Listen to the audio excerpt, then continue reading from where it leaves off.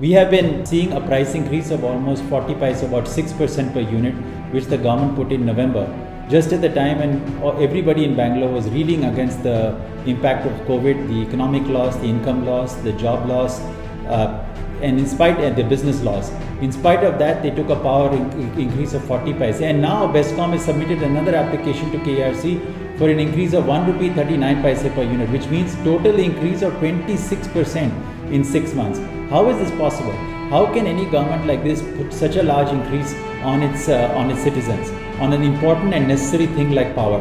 In Delhi government, where Aam Aadmi Party is in power, we have not increased prices for 6 years. In fact, up to 200 units, no household pays for power. So up to if any consumer in Bangalore who pays up to 1100 rupees per month, in Delhi they don't have to pay at all. 70% of people don't pay for power in Delhi, and still the government runs at a surplus. Still the power companies there are profitable. Here the situation is absolutely the opposite.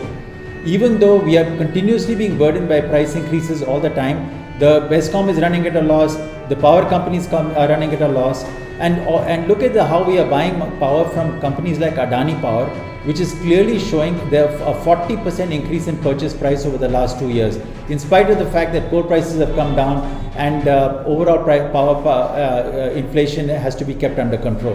Why is this happening? This is clearly because of corruption and inefficiency on the part of the government of Karnataka. So we demand that not only is there no price increase in the coming round, but the previous price increase of 40 paise is also rolled back, and otherwise the citizens of Bangalore are going to definitely go to the streets and make sure that the government of Karnataka understands that they cannot be taken for a ride any longer. Namaste.